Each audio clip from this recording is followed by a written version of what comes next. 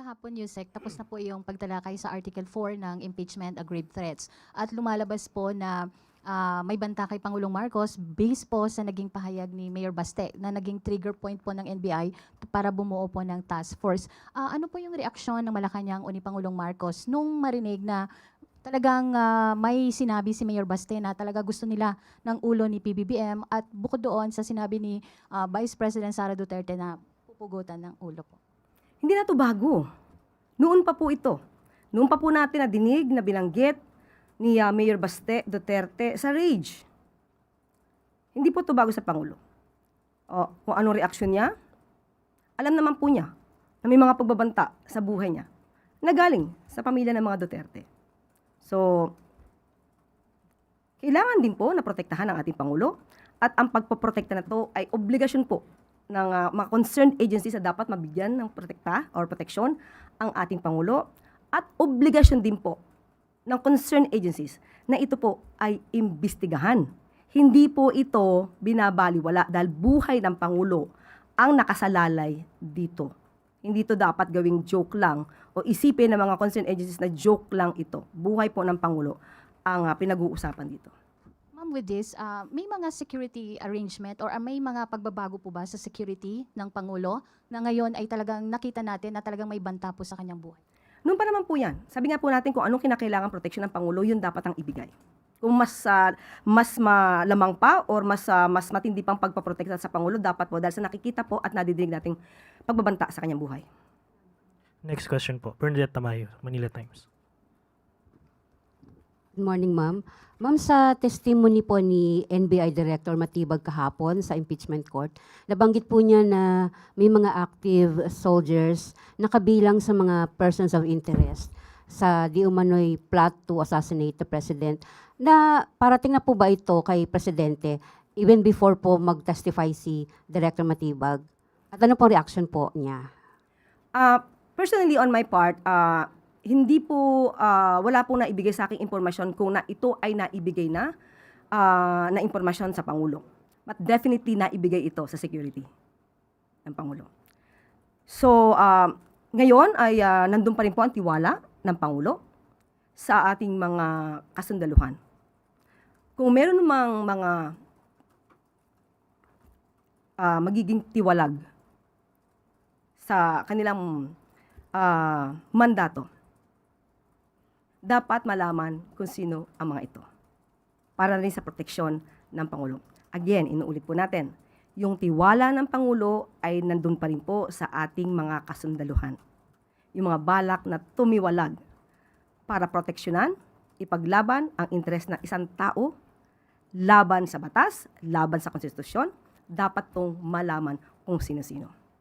Follow up po. Ma'am, ibig niyo po bang sabihin wala pang mangyayaring loyalty check? Sa ngayon po kasi ay alam ng Pangulo kung sino ang mga kailangan mapagtiwalaan. Hindi po ngayon nagkakaroon ng loyalty check. Nasa security na po yan at nasa pamumuno na po yan ng kasundaluhan. Salamat po. Next question po, Sam Melinilla, Business Mirror.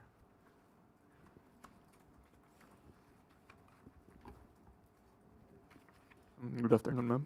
Itatanong ko lang po kung kung magkano po kaya yung savings ng government dun, from the national budget, Circular 602 and 603 po ng DBM. Okay, according to DBM, naitanong po natin yan. Ngayon may savings na 22.79 billion na savings. At sa ngayon po, kaya po in-announce itong circulars ay para po ipanawagan doon sa mga agencies na i-identify nila at i-declare kung saan nila maaaring magamit ito. Pero ang priority po dito ay ang uplift at ang kabuhayan po at mga pagtulong sa ating mga magsasaka. Kasama na rin po dito ang pagprotekta sa ating mga pamilyang Pilipino, workers, commuters at mga OFWs na nakaranas po ng medyo hindi magandang sitwasyon dahil dulot po ng krisis sa Middle East. Bale, ma'am, i-clarify ko lang po. May additional projects pa po kaya or mga assistance under dun sa expanded uplift yung pwedeng ipopondohan po nung 22 billion na nandun sa savings? Actually, dyan na po nang galing, from the 22.79 billion, dyan na po galing yung nirelease sa DSWD na 12.37 billion pesos para sa assistance sa mga pamilya in need. At muli, ang mga savings na to ay gagamitin po sa uplift interventions para sa DMW, DOTR, mga DOE programs. Ito po ay most probably mas maibibigay doon sa mga apektado dahil sa krisis sa Middle East. Tapos, yung ano na lang, last na lang ma'am, yung funds po ba ng government sufficient pa rin po siya ngayon para dun sa Middle East crisis at saka dun sa possible na mga El Nino-related responses ng government? Sa ngayon po ay ito yung savings at hindi pa po na ibibigay sa atin ang impormasyon kung kulang na yung budget. So far ay hindi natin masasabing kulang. Thank you, ma'am. Next question po. Dexter Cabalza, Inquirer.net. Ay, good afternoon po, Yusek. Maghingi lang po kami ng details regarding po dun sa naging meeting po ni President Marcos and ni Chinese Ambassador Jing po nung Tuesday. And are there any developments na po since then? Actually, tumagal ang meeting ng 1 oras at 20 minutos. Yes, at nag-usap sila at ang nais na mangyari dito ng Pangulo ay hindi na maulit ang mga pangyayari at ma-reset sana ang relasyon ng China at ng Pilipinas sa mas magandang pakikipag-ugnayan. Follow-up lang po. Ma'am, what's the reaction po of Malacanang sa nabanggit po ni Ambassador Jing po na the Philippines violated the July 2024 arrangement between Manila and Beijing? Wala po kasing info from the DFA kung ano po yung laman ng July 2024 provisional arrangement.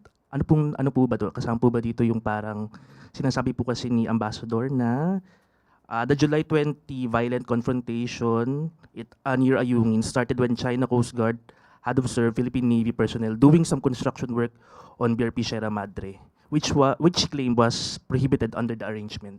Kasama po ba yung sa arrangement na po yun? Sino nagsabing may arrangement? Si Ambassador po mismo nagsabi. Ambassador? Ambassador Jing po. Hingin niyo po sa kanya yung arrangement. So wala. Kopya ng arrangement. Sa kanya naman po nanggaling. Opo. So are you Hindi po- denying po na may ganun pong arrangement? Hindi ko po masasabi kung meron dahil hindi po, kailangan po sa kanya manggaling muna. Kung anong arrangement po yung sinasabi niya. Kasi ang huli po natin nabanggit, ang huli natin nadinig ay ang secret deal. Pero hindi yun sa panahon ni Pangulong Marcos Jr. Diba? Yun yung sinasabing secret deal na hindi dapat gumalaw sa BRP Sierra Madre, right? Pero hindi yun deal with President Marcos Jr. So wala pong yung July 2024 na agreement. That's why sinasabi nga po natin, kunin niyo po sa kanya kung meron written agreement. Okay, Diba? Kasi hindi po natin masasabi kung meron eh. Follow-up Hindi sa atin ang galing eh. Yung statement na yon. follow-up question po. Ivan Mayrina, GMA. Nabanggit niyo po sinabi ng Pangulo sa Ambassador na ayaw na niyang maulit ito and he wants a reset to better relations between the Philippines and China. To which the Ambassador replied, ano hong sinabi? Hindi ko po maibibigay yung detalye dahil may usapan po na hindi na magbibigay ng detalye anuman. Pero mukhang tinatanggap naman din po at naging maganda naman po ang kanilang pag-uusap. So there is no categorical statement na, okay, hindi na mauulit. Nagkaroon po sila ng exchanges ng views at mga suggestions. Pero kung ano man po yung napag-usapan nila in detail ay hindi ko po maibabanggit sa inyo. Ma'am, one last point sa ibang usapin. Alam ko po ang sinasabi ninyo, hindi nakikialam ang Pangulo sa impeachment trial, but that doesn't prevent him from having an opinion as a former senator. Ano ho ang opinion ng Pangulo sa itinatakbo ng impeachment? Specifically sa nagiging demeanor, nagiging asta, nagiging mga tanong ng mga senator judges? Huling kaming nagkita ng Pangulo kahapon ay hindi pa rin talaga napag-uusapan yung nangyayari sa impeachment. Hindi ko kasi siya tinanong. Itatry kong tanongin kung meron siyang opinion. Pero as of now, hindi kasi siya yung priority ng Pangulo. Marami pong priorities ang Pangulo para sa bayan na dapat niyang tugunan. So sa ngayon ay hindi ko natanong in particular kung ano ang masasabi niya sa takbo ng impeachment. Salamat po. Follow-up po. Ace Romero, Philippine Star. Yusek, when the president said he wants a reset of Philippines-China relations, ano yung saklaw ng reset na yon? Buong coverage ba nito, yung buong aspekto ng relationship natin or dun lang sa South China Sea? Paano po yung reset na gusto niya? Ace, hindi ko mabibigay yung detalye. Pero yan ang gustong ipahiwatig ng Pangulo. So kung anumang issue meron ang China at ang Pilipinas, gusto niya magkaroon ng reset sa pag-uusap na yon. Nadinig siya ng ambassador ng China, nadinig din ng Pangulo ng ambassador ng China. So with that, sana magkaroon ng mas magandang resulta. Pero it's just on the South China Sea, not other aspects of relations, I suppose. Hindi ko mababanggit ang detalye. Okay po. Follow-up question po, Maricel Halili, TV5. Ma'am, quick lang. What was the mood when President was talking to the Chinese ambassador? Yung unang pagpasok ng Pangulo, ay rather nung ambassador, ay winelcome si ambassador. Pero nung sila po ay nag-usap na sa private room, ay hindi na po natin nakita kung ano ang tsura ng Pangulo. Although, nadidig ng konti ang kanyang boses. So From can the we outside. say na, in a way, it was an intense discussion? Hindi ko masabi, wala po tayo sa loob. Mhm. Pero after the discussion, I understand you cannot give us details, but can we say that it was a successful meeting? Did they understand each other? I guess so. Kasi pagkatapos at lumabas si ambassador, nakangiti naman si ambassador, nakakangiti naman din sa amin, at pagkakita namin sa Pangulo at kasama si ES Ralph Recto, nakita naman natin na positibo. Sa nakita kong mukha ng Pangulo ay positibo naman na naipaabot din niya sa bansang China kung ano yung nais ng bansang Pilipinas. Follow-up question po, Kat Domingo, ABS-CBN. Undersecretary, what keeps Malacanang and the President optimistic and faithful that China will still comply with its assertions or its claims or its, ano ba yung tamang word, deals with the Philippines, given that when you have Defense Secretary Gilberto Teodoro repeatedly saying in public that China is not trustworthy and Beijing cannot be trusted? Well, we are always be in good faith. We should always act in good faith. We should always have in mind that we are dealing with people who will also be in good faith. Mahirap makipag-deal kapag ang kausap mo, iniisip mo agad magsisinungaling. So, dapat nating isipin, nakikipag-usap tayo, nakikipag-negotiate tayo, na yung taong kausap natin ay also in good faith. Does that mean that Malacanang admonishes the statements of Secretary Teodoro about accusing China of not complying with its word? It doesn't follow, Kat. Kung ano man ang opinyon ni Secretary Gibo, being the Defense Secretary, iyon ay kanyang opinyon at iyon ay nababasa din siguro sa kanyang mga facts na nakukuha. Pero hindi ibig sabihin na ang Pangulo ay makikipag-usap sa representative ng China, ay isipin niya na itong representative na to ay nagsisinungaling. Bakit pa tayo makikipag-usap at makikipag-negotiate kung iisipin naman natin na sila din ay nagsisinungaling? So may mga pagkakataon na maaari nating sabihin na hindi sila nagsasabi na totoo, hindi totoo ang kanilang mga kiniklaim, pero hindi ibig sabihin na pag makikipag-negotiate tayo at makikipag-usap tayo, hindi tayo maniniwala sa kanila. Last from my end, how necessary is it for the palace to call the attention of Secretary Teodoro to toe the line to have more good faith towards China? Wala. Hindi i-call out ang Secretary ng Defense. Alam ng Pangulo kung ano din ang ginagawa ng ating Secretary Gibo Teodoro at iyon naman din ay naaayon sa kanyang mandato. Ang concern po kasi medyo nakakalito yung dual messaging. You have the President saying, or you have Malacanang saying they are exercising good faith towards China, but you have the Defense Secretary also saying that China is not trustworthy given the actions that they have shown in the West Philippine Sea. So how do you bridge that gap, that divide, when it comes to the messaging of the administration? That's why, Katrina, sabi ko, it doesn't follow. First, nung sinabi nila na kanila daw itong area na to, which is opposite to the arbitral ruling, ano magiging reaksyon ng Secretary Gibo? Siyempre iba. Pero once the President talks to the representative of another country, hindi pwedeng sabihin natin, hindi ako makikipag-usap sa iyo, sinungaling ka. So magkaiba yung sitwasyon. Hindi natin pwedeng pagsamahin. Hindi sila magkapareho. Iba ang estado ng Pangulo, iba ang estado ng Defense Secretary. Okay po. Follow-up question po, Rafi Ayeng. Ma'am, sa term lang ng Pinoy, yung pag-uusap ni Ambassador at saka ni President, na sinabi mo rin na sana hindi na maulit. Pinagalitan po ba? Hindi ko nakita. O hindi po? Hindi ko rin masabing hindi. Pero- Hindi ko nakita. Kasi may ganun tayo, pinagalitan pero nagkasundo. Sino nagsabing pinagalitan? Hindi nga po tinatanong. Wala. Hindi nyo pwedeng ilagay sa bibig ko yung gusto nyong madinig. Pero hindi ko nakita. So, I cannot say anything about that. Basta nag-usap sila at lumabas namang nakangiti si Ambassador. Okay po, last question. Alvin Baltasar, Radyo Pilipinas.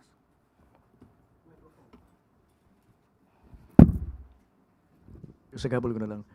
Yusek, anong nangyari doon sa pag-uusap kahapon ni President Marcos sa ni yung Secretary of State Rubio? Napag-usapan pa nila yung ICC. Lalo na ngayon, medyo may stand ang Trump administration na gusto yatang buwagin, dismantle yung International Criminal Court. Actually, nag-start po ang Pangulo sa pakikipag-usap kay Secretary of State, Marco Rubio. Ipinagmamalaki ng Pangulo kung gaano kalalim ang relasyon ng Pilipinas at ng US. At napag-usapan, nabanggit ang Paksilika. At hindi po napag-usapan ang patungkol sa ICC. Pero may binanggit po sa atin mismo si Ambassador Babe Romualdez. Gusto niya pong ipaalam sa lahat na siya po ay nakipag-usap sa US State Department patungkol po sa issue ng ICC. Binanggit niya po na ang issue patungkol sa ICC at ng Pilipinas ay isang sensitibong bagay. At binanggit din po niya ang residual obligation ng Pilipinas, pati po ang pakikipag-cooperate sa Interpol. At nung tinanong po natin kay Ambassador kung ano po ang naging reaksyon ng representative ng State Department, ang sabi po ay nauunawaan ang sensitibong bagay na ito.